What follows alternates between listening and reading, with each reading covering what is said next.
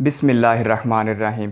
انہیں خلیل اللہ، اللہ کا دوست اور جد الانبیاء یعنی نبیوں کا باپ کہا جاتا ہے۔ ان کی زندگی اتنی عظیم تھی کہ ان کی زندگی کو اللہ تعالیٰ نے تورات، زبور، انجیل اور قرآن پاک میں ایک مثال کے طور پر پیش کیا۔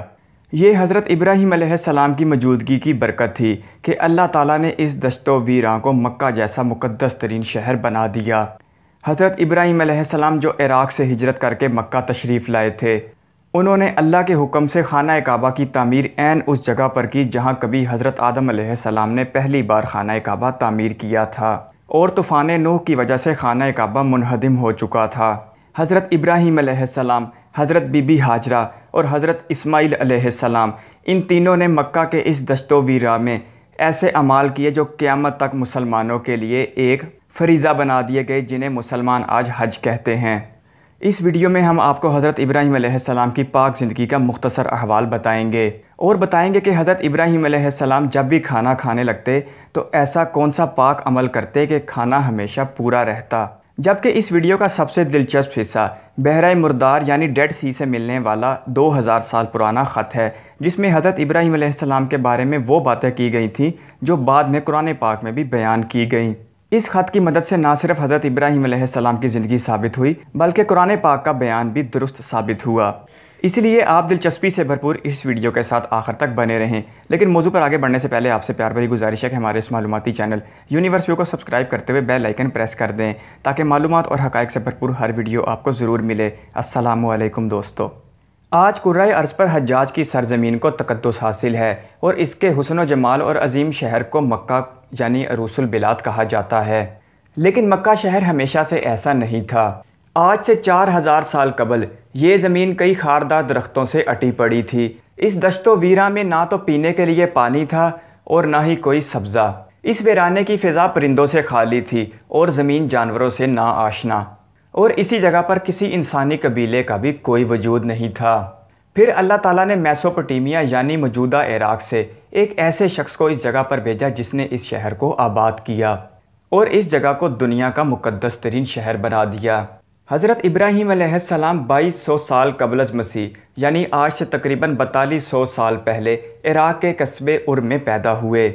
تورات میں آپ کے والد کا نام تارخ، جبکہ قرآن پاک میں آپ کے والد کو آزر کے نام سے پکارا گیا ہے، جبکہ بہت سے علماء کرام کا خیال ہے کہ آزر آپ کے چچا کا نام تھا جو بت فروشی اور بت پرستی میں بہت مشہور تھے۔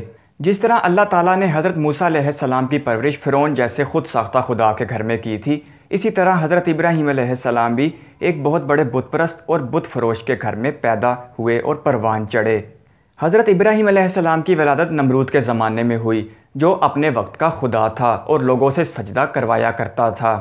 حضرت ابراہیم علیہ السلام جب جوان ہوئے تو انہوں نے پتھروں کو پوجنے سے صاف انکار کر دیا، اور ساتھ ہی انہوں نے نمرود کی خدائی کے خلاف بغاوت کا اعلان کر دیا۔ جب نمرود کو اس بات کی خبر ملی کہ ایک نوجوان نے اس کے خلاف بغاوت کا اعلان کر دیا ہے تو اس نے حضرت ابراہیم علیہ السلام کو اپنے سامنے بلایا۔ نمرود نے حضرت ابراہیم علیہ السلام کو سجدہ کرنے کا کہا، لیکن حضرت ابراہیم علیہ السلام نے انکار کرتے ہوئے فرمایا، میں اپنے پروردگار کے سوا کسی کو سجدہ نہیں کرتا۔ نمرود نے پوچھا، تیرا پروردگار کون ہے؟ تو آپ علیہ السلام نے فرمایا، میرا خدا وہ ہے جو مردے کو جان بخشتا ہے اور زندوں کو بے جان کرتا ہے اور مشرق سے آفتاب نکالتا ہے۔ نمرود یہ بات سن کر طیش میں آ گیا اور اس نے حضرت ابراہیم علیہ السلام کو شہید کرنے کا منصوبہ بنایا۔ اس مقصد کے تحت 160 گز لمبا، 40 گز چوڑا اور 120 گز اونچا ایک احاطہ بنا کر اسے لکڑیوں سے بھر دیا گیا۔ کہا جاتا ہے کہ جب حضرت ابراہیم علیہ السلام کو جلانے کے لیے لکڑیاں جمع کی جا رہی تھیں تو نمرود نے حکم دے رکھا تھا کہ ہر شخص اس کام میں حصہ ڈالے۔ آگ جلانے کے لیے کئی دن تک لکڑیاں جمع کی جاتی رہیں، پھر ایک بہت بڑی منجنیق میں ڈال کر حضرت ابراہیم علیہ السلام کو آگ میں پھینک دیا گیا۔ اس منظر کی علامہ محمد اقبال نے بہت خوب منظر کشی کی ہے۔ بے خوف کود پڑا آتش نمرود میں عشق، عقل ہے محو تماشا لبے بام ابھی۔ کہا جاتا ہے کہ اللہ کے خلیل کو آگ میں ڈالنے کے بعد اللہ کی تمام مخلوقات اضطراب کا شکار ہو گئیں اور ہر مخلوق اللہ کے خلیل کی مدد کے لیے پہنچی۔ چڑیا اپنے چونچ میں ایک قطرہ پانی لے کر اس بڑی آگ کے اوپر گراتی رہی۔ یہ اللہ کی مخلوقات کی اللہ کے خلیل کے ساتھ محبت تھی، لیکن ایک بدبخت جانور ایسا تھا جو اس آگ کو مزید بڑھاوا دیتا رہا، اور وہ جانور تھا ہمارے گھروں میں عام پائی جانے والی چھپکلی۔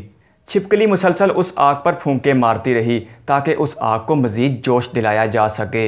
यही वजह है कि इस बदबख्त छिपकली को एक झटके में मार देने से 2 नफलों का सवाब मिलता है। हज़रत इब्राहीम अलैहिस्सलाम के आग में दाखिल होते ही वो आग गुलो गुलजार बन गई, जिसमें हज़रत इब्राहीम अलैहिस्सलाम ने 40 दिन गुजारे। फिर हज़रत इब्राहीम अलैहिस्सलाम अल्लाह के हुक्म से अपने आबाई इलाके मेसोपोटामिया यानी इराक़ से हिजरत करके मक्का मुकरमा तशरीफ़ लाए। यहाँ तशरीफ़ लाने के बाद अल्लाह ताला ने आपको खाना काबा की अस-सर-नौ तामीर का हुक्म दिया और आपने अपने बेटे हज़रत इस्माइल अलैहिस्सलाम के साथ मिलकर दुनिया के इस सबसे मुक़द्दस मकाम की अस-सर-नौ तामीर की। मस्जिद हराम में खाना काबा से बिल्कुल पास वो पत्थर भी मौजूद है जहाँ हज़रत इब्राहीम अलैहिस्सलाम के पाक कदमों का नक्श मौजूद है। आप आई बटन में तशरीफ़ लाकर मकाम इब्राहीम पर बनाई गई दिलचस्प वीडियो भी देख सकते हैं। हज़रत इब्राहीम अलैहिस्सलाम बेमिसाल खूबियों के मालिक थे और आपकी एक सबसे बड़ी खूबी आपकी सखावत थी। जब आप मक्का तशरीफ़ लाए तो यहाँ पर आसपास कोई इंसान मौजूद नहीं थे, लेकिन आप फिर भी जब भी खाना खाने लगते तो 1 मील मशरिक़, 1 मील मगरब, 1 मील शुमाल और 1 मील जनूब तक जाकर किसी एक इंसान को तलाश करते जो उनके साथ बैठकर खाना खाए। आप अलैहिस्सलाम ने अपनी ज़िंदगी में कभी भी अकेले खाना नहीं खाया। अल्लाह ताला को आपका ये बाबरकत अमल इतना पसंद आया कि आपके दस्तरखान पर मौजूद खाना कभी भी कम नहीं पड़ा और मेहमानों को साथ खिलाने की वजह से हमेशा खाने में बरकत रही। जैसा कि पहले भी जिक्र किया गया है कि हज़रत इब्राहीम अलैहिस्सलाम का जिक्र पहली इल्हामी किताबों में भी आया है। साल 1946 में बहरा मुर्दाद यानी डेड सी के आसपास के इलाकों में कुछ ऐसे खतूत बरामद हुए हैं जो तौरात के नुस्खे थे, यानी जिन पर तौरात की आयात को नक्श किया गया था। इन खतूत के नुस्खे कांसी के मटीरियल पर बनाए गए थे। तहकीकदानों के मुताबिक ये नुस्खे 2000 साल पुराने हैं और ये वो वक्त था जब ज़मीन पर कुरान पाक मौजूद नहीं था। लेकिन इन नुस्खों पर ऐसी बातें और ऐसी आयात लिखी गई हैं जो हूबहू कुरान पाक में भी बयान की गई हैं और ये आयात हज़रत इब्राहीम अलैहिस्सलाम की पाक ज़िंदगी से मुताल्लिक़ हैं।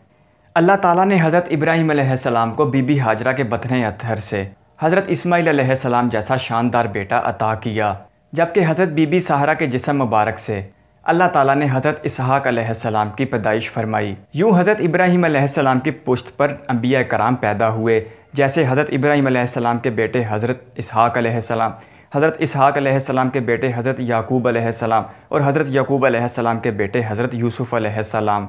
लेकिन दूसरी तरफ हज़रत इस्माइल अलैहिस्सलाम वो आखिरी नबी थे जिनके बाद बराह रास्त नबी पाक सल्लल्लाहु अलैहि वसल्लम को नबूवत अता हुई। यही वजह है कि बहुत से मौक़े पर नबी पाक सल्लल्लाहु अलैहि वसल्लम ने ख़ुद को हज़रत इस्माइल अलैहिस्सलाम का बेटा करार दिया। अल्लाह ताला ने हज़रत इब्राहीम अलैहिस्सलाम को 200 साल की ज़िंदगी अता फ़रमाई। हज़रत इब्राहीम अलैहिस्सलाम को मस्जिद खलील जो हेब्रोन में वाक़या है वहाँ पर दफन किया गया, जहाँ आज भी हज़रत इब्राहीम अलैहिस्सलाम का रोज़ा पुर अनवार मौजूद है। वीडियो देखने के लिए आपके कीमती वक्त का शुक्रिया। चैनल को सब्सक्राइब कर लें। अल्लाह हाफ़िज़।